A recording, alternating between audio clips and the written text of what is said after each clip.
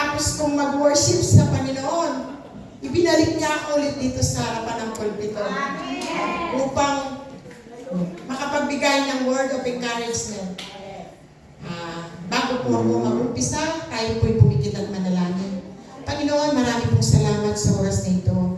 Nagpapasalamat po ako, Lord, dahil nagkaroon ako ng pagkakataon upang ako'y makapagbigay ng word of encouragement sa aking mga kapatid. Lord, salamat po at bigyan niyo ako ng wisdom sa oras na ito, Lord. Maraming pong salamat. In Jesus' name I pray. Amen. Hallelujah. Para po yan ang kinakabahan.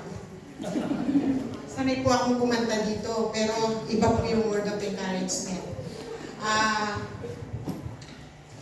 Konti lang po itong iyaan ko dahil ito ang binigay sa akin ng Panginoon. Kahit po busy akong gumawa ng kakanin, nagluluto, nagtitinda, pero po habang naglalakad ako, nagluluto ako, kahit saan ako pumunta, yung ituturo ko, pinag-aaralan ko, lalo na kaninang umaga, pagising ko, naghugas ako ng mga pinagawahan ko ng puto.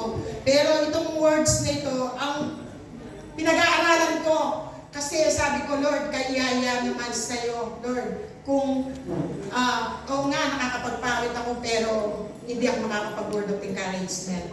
Kaya, ito po, ang binigay ni Lord sa akin, ang daan. Ang title po ay ang daan, the path. Makikita po natin sa Matthew 13:19. Siguro po ito, sanay na natin naririnig ito. When anyone hears the message about the kingdom and does not understand it, the evil one comes and snatches away what was shown along the path. Yan po, yung pong para ito sa taong nakakarinig ng salita ng Diyos pero hindi talaga naiintindihan. Di po ba? Kunwari nakarinig natin yung mga salita ng, di ba si pastor, nagpipreach siya dito, isang oras siya nagpipreach. Tapos, nakikinig tayo pero paglabas natin, nakakalimutan na natin. Tatanong mo yung, anong title ng inano ni Lord? Wala na. Kaya ay po, sabi nga niya, para ito sa taong nakakarinig ng salita ng Diyos pero hindi talaga naintindihan o siniseryoso. Maaaring distracted sila o kaya matigas. Pride o kawalan ng paniniwala dahil doon, hindi nagkakaroon ng chance ang salita sa kanya. Yung bang minsan mayroon preach si pastor na kontra-kontra ka. Di ba? Kinukontra mo yung, kahit sa loob mo lang, kinukontra mo na, yan naman ang pinipreach ni pastor. Kontra ka, kahit tama yon para sa'yo, mali. Binibigyan mo siya ng kamalian, kahit nakikinig ka ng salita ng Diyos, pero wala rin kwenta. Kaya dito sa mabato na lupa, rocky ground, ito naman, Matthew 13:20-21. The seed falling on rocky ground refers to someone who hears the word and at once receive it with joy. But since they have no root, they last only the short time when trouble on persecution comes because of the word that quickly fall away. Yan po. Diyan po sa mabato na lupa naman ay tulad ng taong masayang tinanggap ang salita ng Diyos, excited. Tinatanggap yung salita ng Diyos at magandang simula ng pananampalataya. Pero kapag dumating na ang hirap at sa buhay o may kumutya sa paniniwala nila, mabilis silang sumuko. Walang malalim na ugat na kumakapit. Yun po, gaya nga po ng, sasampol ko lang po yung isang naakay ko dito na naisama ko noon. 8 months siyang nagsi-charge. Tuwang-tuwa ko, pinapanalangin ko siya sa Panginoon. Although po noon, hindi ko pa siya naisasama, pero gumagawa ako ng way para makakita siya ng, uy, tama itong ginagawa ni Luz, kahit hindi niya ako inaya. Pero nagkusa siya, kasi tinamnan ko siya ng mabuti sa puso niya. Yung bang mga good na inaano ko sa kanya. Eh ngayon, one time, sa 8 months niya pag-charge, mga bisyo niya, tinanggal niya, paninigarilyo, lahat tinanggal niya. Tuwang-tuwa naman ako dahil salamat Lord, yung pinapag-pray ko sa kanya, natupad, answer spray ako sa kanya, Lord. Sabi ko gano'n. Tapos, nung after na nagtaka ako, tumatawag ako, hindi na siya sumasagot.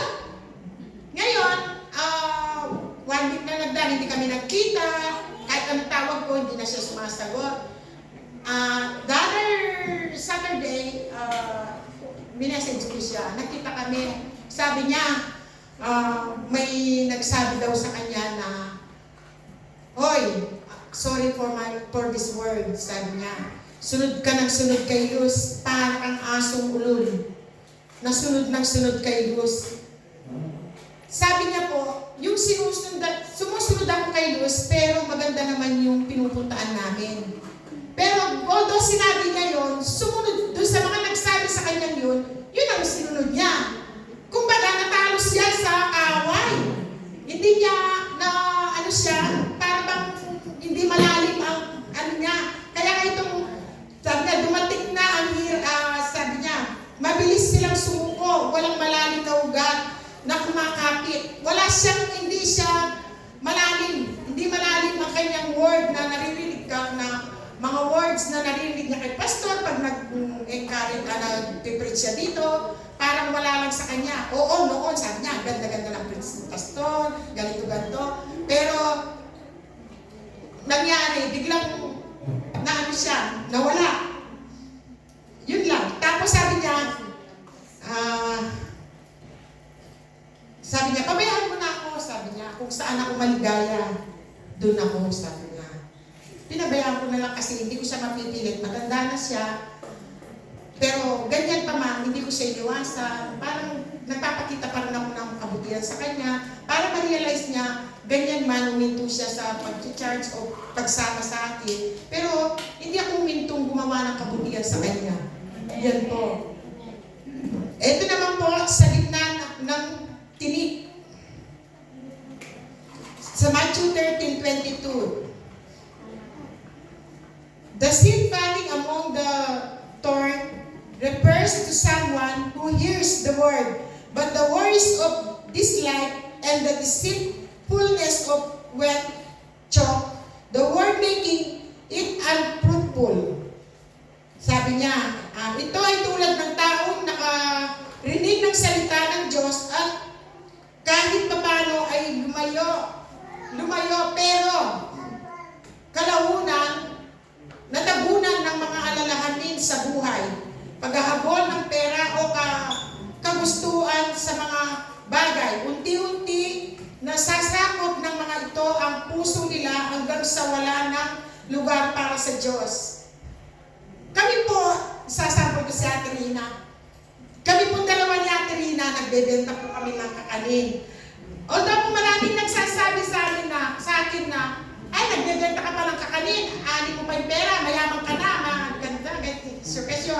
Kung ano nang naririnig ko. Pero in-ignore ko yun kasi sabi ko, ako may pangarap pa. Sabi ko, kahit nasa estado na yung mga anak ko, may pangarap pa kaming mag-asawa. Kasi nag-iimpok kami. Yung bang kami, kahit nag-aanap buhay kami, kahit hindi ko na masasabihin wala akong pera kasi nagtatrabaho ako, may pera ako. Kaya, sabi ko, the way binibigyan ako ng blessing ni Lord, hindi ako nagpapatalo sa blessing, sa pera na yan. Ako ay patuloy na maglilingkod sa Panginoon, kahit ano pang trouble, kahit ano pang mga problema, hindi kami natitinag. Naranasan namin yan. Kaya, kahit nagtitinda kami, hindi kami yung pang apekto, yung pang hindi kami tinatabunan ng kalangian or mga pera. Di po ba yung minsan sabi na, ay pag yumaman ako, baka mag-iba yung ugali ko, magyabang ako. Pero hindi po pala. Pag nasa Panginoon ka, kung kailan ka kumikita ka na, pero mas gusto mo pang maging yung kita mo. Pero lalo kang mapapalapit sa Panginoon. Ako po, yan po ang lalo akong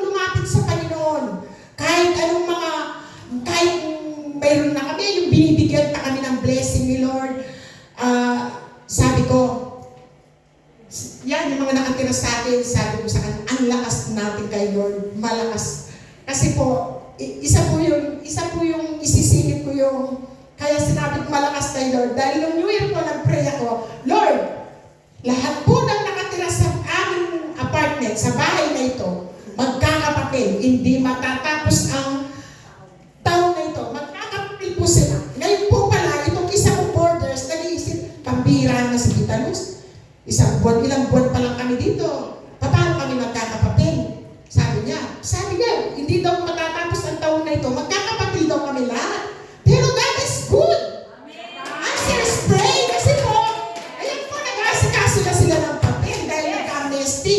Kaya po, namin is impossible po sa Panginoon. Lahat po ng mga panalangin natin, walang imposible. Kasi siya po, iniisip niya, imposible yun. Kasi wala pa kami isang taon dito. Ba't kami magkakapapel?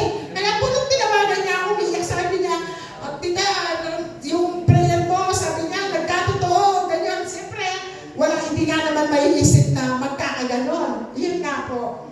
Kaya dito po sa pang-apat, mabuting lupa, good soil. Matthew 13:23. But the seed falling on good soil refers to someone who hears the word and understands it. There is the one who produces crop yielding 160 or 30 times what was sown. Ito po ay tulad ng taong nakakarinig ng salita ng Diyos, pinanghahawakan ito at hinahayaan itong baguhin ang buhay nila. Hindi man laging madali. Patuloy silang nagtitiwala, lumalago at nananatiling malapit sa Diyos. Yan po, sa mga anak ko po, sasapol ko po yung mga anak ko.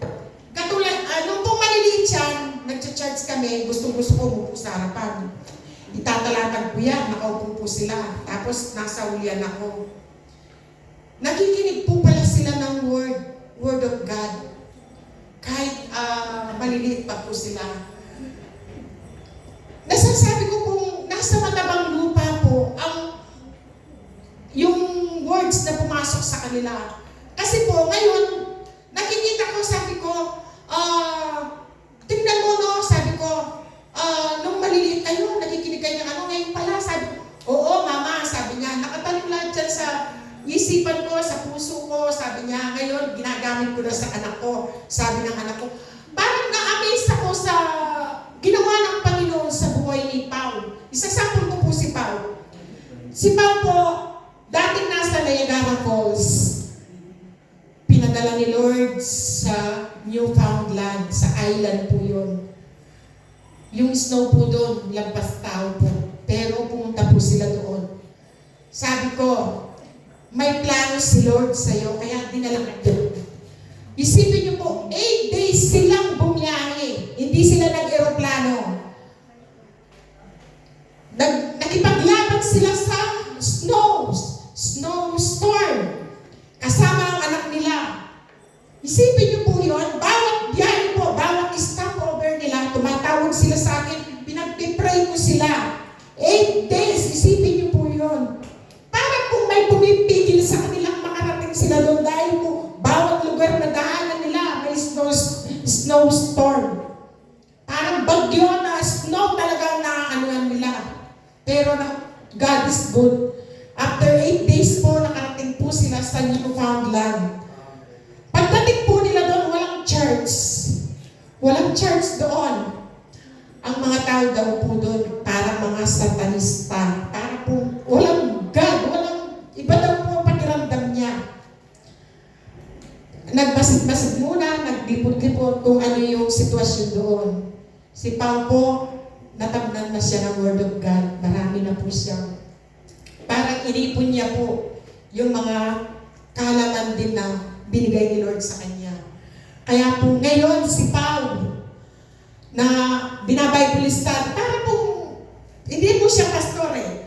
Di ba sabi mo noon, sabi ko gusto mong magpastor, nung nakatira kami kila pastor, nung kinukuha ka namin, kinansel mo yung papel mo, sabi mo mag-aaral ka na lang. Pero nagsalita ka sa akin, gusto mong magpastor. Binitawan mo yung salita na yun. Pero si Lord, narinig niya yun, sabi ko, kung ano yung tinatanggihan mo, yun ang mangyayari. Parang naalala ko si Pastor Philip. Sino gustong magpastor? Nagtaas siya ng kamay. Mag-isa siya nagtaas ng kamay. Ngayon, si Pastor Philip, pastor na siya ngayon. Kasi si Lord, sabi ko, tinitignan niya. Naririnig niya bawat salita natin. Sabi ko sa kanya, ngayon po, marami na siyang binabible study. Sa Pilipinas po, mayroon siyang 2 binabible study. Plus yung pong sa Canada po, sa lugar nila, once a week po, mayroon silang Bible study. Lahat ng mga Pilipino doon, dahil po konti lang po, island yun eh.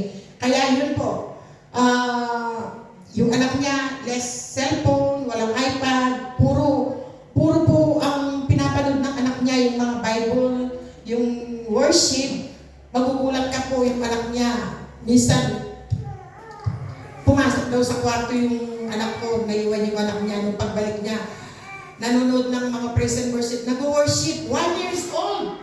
Nag-worship, alam niyo yung mga kanta ng worship song. English. Isipin niyo po, may mga Bible verses po siya.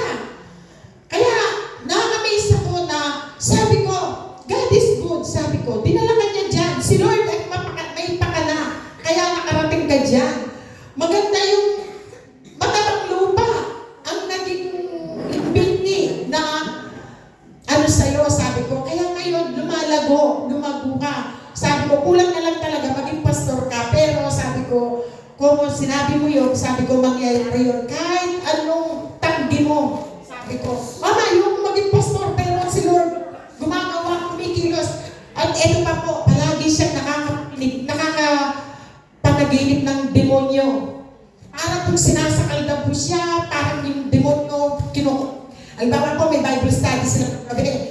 Pag gabi na po, pag gabi sa Pilipinas, hapon sa Pilipinas, gabi sa Canada, yung gabi na pagtulog niya, parang daw na may jablong gustong manakal sa kanya. Pero po, habang po may gumagawa ng gano'n, na nakakapag-pray po daw siya. Parang binabay niya yung devil, na kinakas out niya yung devil sa panaginip niya. Kaya, yan lang po. Kaya ito po yung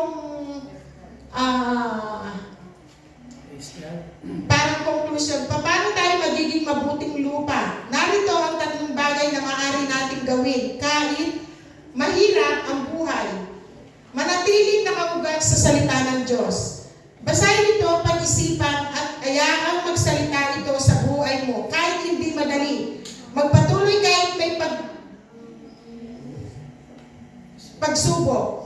Ang pananampalataya ay hindi ibig sabihin ay laging madali. Ang buhay, ibig sabihin nito ay patuloy tayong maglalakad kasama ang Diyos kahit mahirap.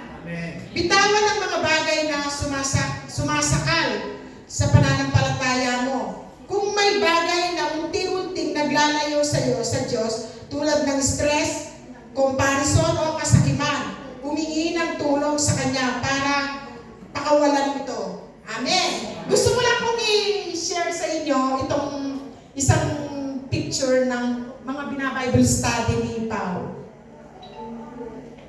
Yan po, yung mga binabible study niya. Mayroon pa. Isa. Ayan po. Mga mag-aasawa, mga couple, tsaka isang 2 yung binata. Yan, binabible study. I-share ko lang po yung pamangkin ko na kung hindi niyo po alam na yung isa kong pamangkin, drug addict. Pero po, pinarehab namin siya para Ngayon po, grabe ang ginagawa ng Panginoon sa kanya.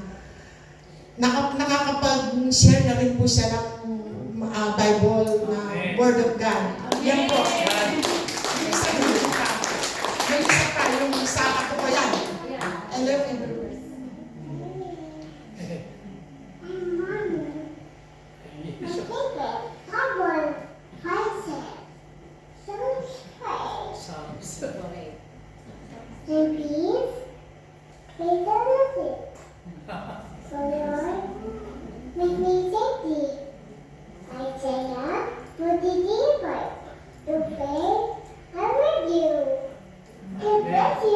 Oh, diba?